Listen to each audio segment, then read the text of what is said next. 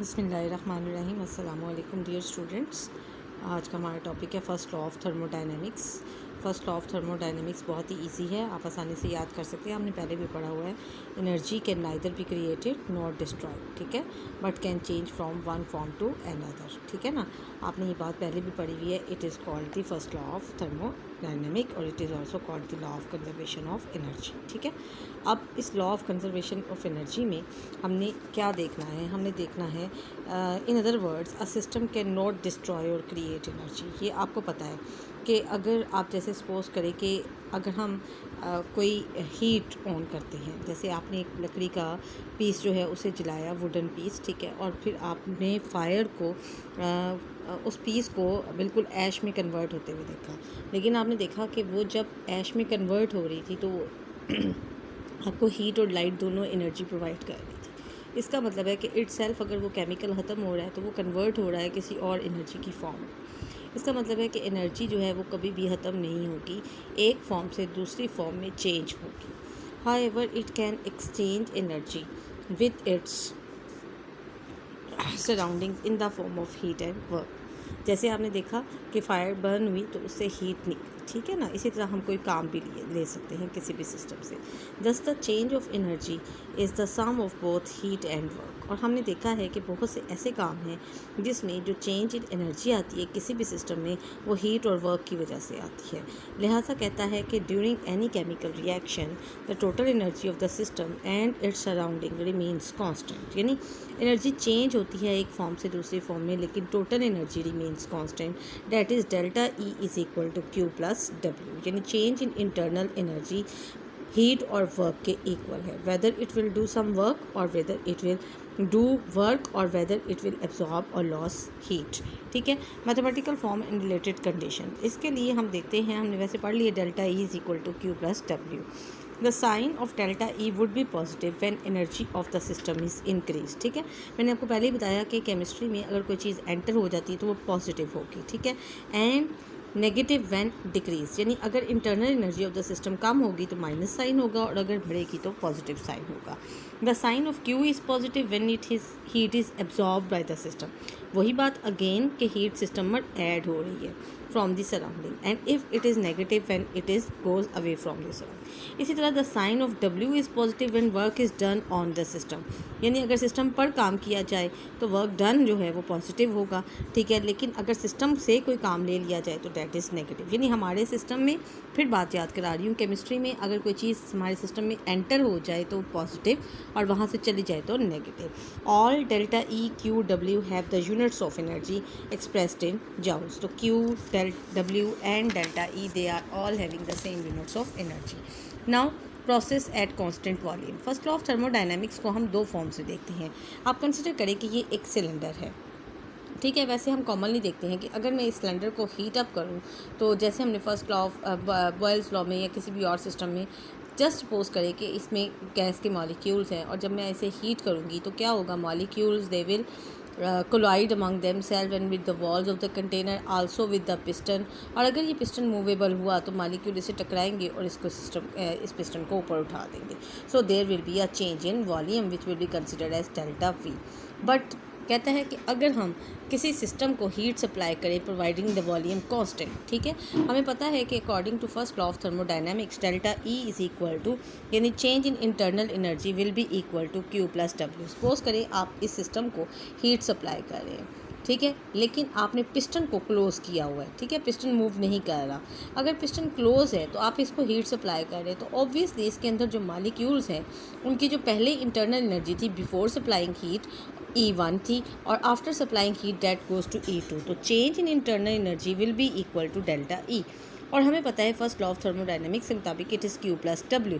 But if it takes, यही formula ले लें और W के एक्सप्रेशन को हम P डेल्टा V में कन्वर्ट कर दें, चूँकि मैथ में, फिज़िक्स में, केमिस्ट्री में हम इसे W is equal to P delta V की फॉर्म में लेते हैं। And if volume does not change, that is V is equal to zero.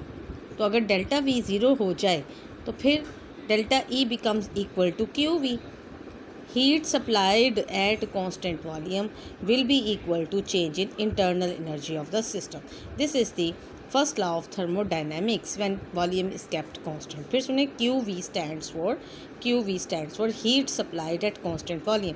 अगर आप किसी सिस्टम को वॉल्यूम क्लोज करके, यानी वॉल्यूम एक फिक्स रखा हुआ है, इसको चेंज नहीं होने देना, पिस्टन फिक्स कर लिया तो वॉल्यूम चेंज नहीं होगा।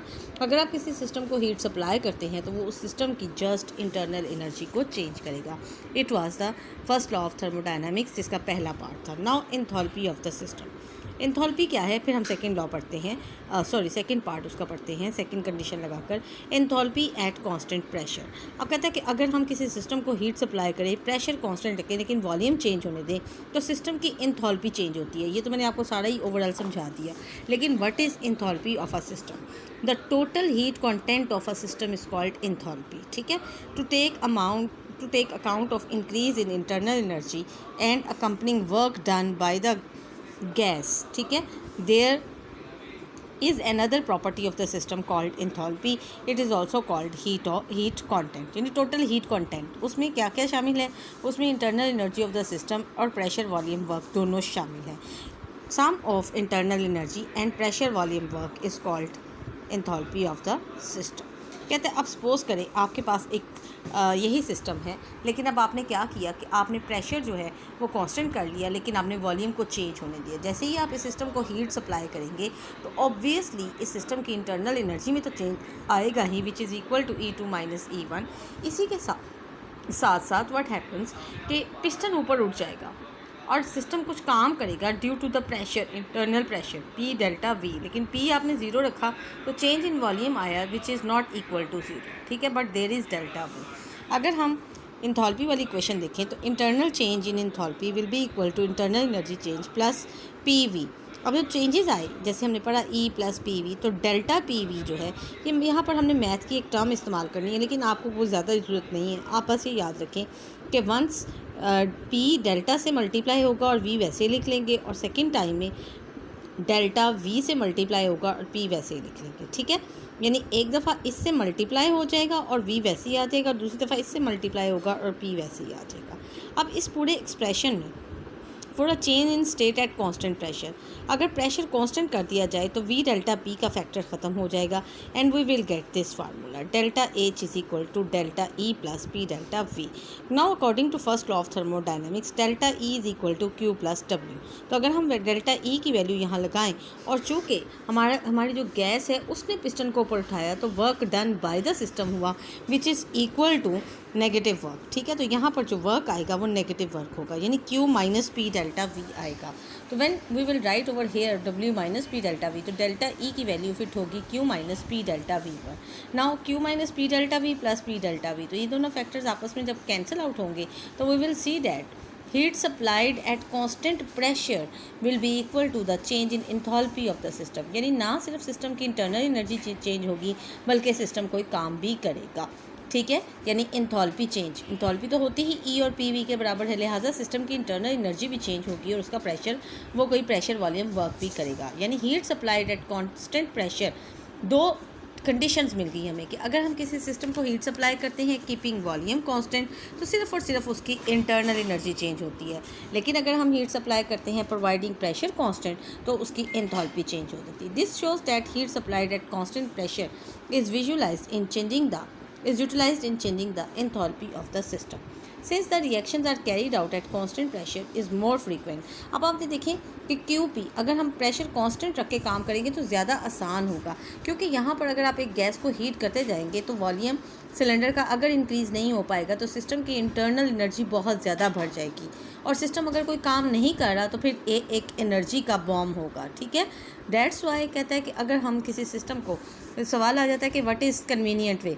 कन्वीनियंट वे ये है कि हम हीट सप्लाई करें किसी भी सिस्टम को एट कांस्टेंट प्रेशर, उस पर यह है कि इंथैल्पी चेंज होगी जिसमें सिस्टम कोई काम भी करेगा और उसकी इंटरनल एनर्जी में भी चेंज आएगा, and that is more convenient one. यही क्वेश्चन यहाँ पर लिखा हुआ है, since the reactions are carried out at constant pressure is more frequently than at constant volume. ठीक है, usually working with delta H rather than E is more convenient. Done हो गया। तो ये था आपके पास first law of thermodynamics. First law of thermodynamics के साथ साथ ही न्यूमेरिकल चूँकि इस चैप्टर से नहीं आने, so we are not considering right now. Enthalpy of reaction. Enthalpy of reaction, enthalpy वही हीट चेंज, जो इंथैल्पी चेंज आता है किसी सिस्टम में किसी रिएक्शन के दौरान। चूँकि हम पढ़ रहे हैं थर्मोकेमिस्ट्री का चैप्टर, तो इस चैप्टर में हमने स्टैंडर्ड इंथैल्पी ऑफ रिएक्शन क्या है, कुछ कंडीशन सेट कर लेते हैं जब हम किसी भी रिएक्शन की केमिस्ट्री को, उसकी इंटरनल एनर्जी चेंज को मेजर करते हैं। तो standard enthalpy of reaction is then defined as the enthalpy change which occurs when the number of mole of reactants indicated by the balanced chemical equation react together completely to give the products under standard conditions कौन सी होंगी? 25 degree C and 1 atmospheric pressure। For example अगर हम water की formation का ये reaction देखते हैं जिसमें हाइड्रोजन गैस और ऑक्सीजन गैस, मोल रेशो है 2:1 की, जब ये आपस में मिलेंगे तो वी विल गेट वाटर जिसकी इंथैल्पी ऑफ रिएक्शन जो होगी that will be equal to -285.5 kilo joules per mole. तो स्टैंडर्ड इंथैल्पी ऑफ रिएक्शन, अगर हम इस रिएक्शन की इंथैल्पी देखें तो क्या होगा कि एक्सोथर्मिक रिएक्शन होगा -285 ये उस वक्त है जब हम मोलर कंसनट्रेशंस लेंगे, यानी 2:1 ही आपके पास ऑक्सीजन और हाइड्रोजन की मौजूद होगी, तो ये स्टैंडर्ड इंथैल्पी ऑफ रिएक्शन होगी। इसी तरह स्टैंडर्ड इंथैल्पी ऑफ रिएक्शन कभी पॉजिटिव और कभी नेगेटिव होती है। ये किस तरह होती है? इस तरह है कि इसे हम ग्राफिकली बताते हैं कि sometimes the reactions are exothermic and sometimes the reactions are endothermic. पहले हम कहते थे कि बॉन्ड बनना और बॉन्ड तोड़ना जो है वो एनर्जी वाइज जो है एंडो और एक्सो रिएक्शन है, लेकिन actually it depends on overall reaction. अगर रिएक्टेंट्स की एनर्जी ज़्यादा है, ठीक है, और प्रोडक्ट्स की एनर्जी कम है, ठीक है, तो सिस्टम में रिएक्टेंट्स जब प्रोडक्ट की तरफ जाते हैं तो फिर क्या है, वो एनर्जी लॉस करते हैं, ठीक है। अगर रिएक्टेंट्स की एनर्जी ज़्यादा है और प्रोडक्ट की एनर्जी कम है तो फिर ऑब्वियसली रिएक्टेंट्स अपनी एनर्जी लॉस करके प्रोडक्ट बनाएंगे। और अगर प्रोडक्ट की एनर्जी ज़्यादा है और रिएक्टेंट्स की एनर्जी कम है, ठीक है, तो फिर क्या होगा, रिएक्टेंट्स को हम एनर्जी सप्लाई करेंगे टू फॉर्म प्रोडक्ट। ऐसे केस में क्या होगा कि आपके पास जो सिस्टम है वो एंडोथर्मिक रिएक्शन यानी पॉजिटिव साइंस के साथ इंथैल्पी चेंज आएगा। यहाँ पर कुछ इंथैल्पीज़ लिखी हुई हैं, जैसे इंथैल्पी ऑफ फॉर्मेशन, जब कोई कंपाउंड बनते हैं जैसे मैग्नीशियम ऑक्साइड और carbon dioxide under standard condition of temperature and pressure, तो आपने ये वैल्यूज़ याद करनी है with the definition. Enthalpy of atomization है। एटोमाइजेशन क्या होती है कि जब मालिक्यूल ब्रेकअप होके अपने एटम्स में कन्वर्ट होता है तो उस दौरान जो इंथैल्पी चेंज आता है वो हमेशा एंडोथर्मिक रिएक्शन होगा, क्योंकि यहाँ पर बॉन्ड ब्रेकिंग होती है। फर्दर है इंथैल्पी ऑफ न्यूट्रलाइजेशन, जब एसिड और बेस आपस में रिएक्ट करते हैं न्यूट्रल रिएक्शन होता है because water is formed over there, ठीक है। HCl provide hydrogen ion and chloride ion, sodium hydroxide is a base provide sodium ion and hydroxyl ions, hydrogen and hydroxyl ion combine to form water and enthalpy change for this reaction is -57.4 kilo joule. This is the process of neutralisation. इस दौरान जो enthalpy change आया उसे हम enthalpy of neutralisation कहेंगे, जिसे represent करेंगे delta HN और उसके ऊपर नोट का साइन है। नोट का साइन हमें हमेशा स्टैंडर्ड कंडीशंस के बारे में बताता है that is 25 degree C and 1 atm pressure. Now enthalpy of combustion, obviously combustion is the process of burning. तो ऐसे केमिकल रिएक्शन जो बर्निंग के होते हैं उनमें जनरली रिएक्शन जो है वो एक्सोथर्मिक होता है, क्योंकि हीट हमेशा इवॉल्व होती है। जैसे इथाइल अल्कोहल की बर्निंग का रिएक्शन है और कार्बन की बर्निंग का यहाँ पर रिएक्शन है। ये वैल्यूज़ भी आप साथ साथ याद करेंगे। इंथैल्पी ऑफ सोल्यूशन है, सोल्यूशन कब बनता है, जब सोल्यूट को आप सॉल्वेंट में डालती हैं तो सोल्यूशन बनता है। समटाइम्स आप देखती हैं कि सोल्यूशन बनते वक्त सोल्यूशन गर्म हो जाता है और समटाइम्स सोल्यूशन ठंडा हो जाता है। तो सोल्यूशन का ठंडा होना एंडोथर्मिक रिएक्शन और उसका गर्म होना एक्सोथर्मिक रिएक्शन को इंडिकेट करता है। Measurement of enthalpy of reaction, हम इंथैल्पी ऑफ रिएक्शंस को मेजर कर सकते हैं with the help of some apparatus like glass calorimeter and bomb calorimeter. Glass calorimeter का जो सिलेबस है वो आपकी जो अपरेटस या प्रैक्टिकल है वो आपके सिलेबस में भी प्रैक्टिकल सिलेबस में भी इंक्लूडेड है। Now this is the construction of a glass calorimeter, जो कि एक बिल्कुल ही आप समझ लें कि आप प्लास्टिक का एक ग्लास भी ले सकते हैं और ये वैसे वुडन ग्लास हम यूज़ करते हैं लैब में। इस वुडन ग्लास के अंदर एक कॉपर की ग्लास रखी जाती है और वुडन बॉक्स होता है। वुडन बॉक्स के अंदर कॉपर ग्लास है, उसके अंदर एक थर्मोमीटर है, एक स्टरर लगाई है और इसको ऊपर से बंद कर देते हैं।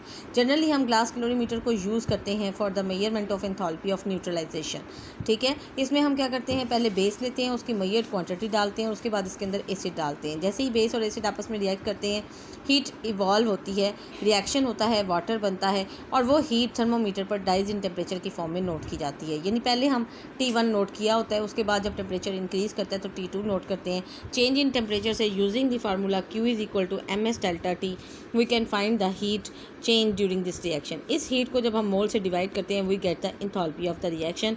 Q is equal to MS delta T में M is the mass of the solution, S is the specific heat of the solution and delta T is the change in temperature of the solution. ठीक है, तो ये operators जो है ये use किया जाता है। इस ऑपरेटर्स में आपके पास सिंपल सा ऑपरेटर्स है, इसकी वर्किंग मैंने आपको बता दी है। ठीक है, फार्मूला यूज़ करके हम enthalpy of the reaction measure कर सकते हैं।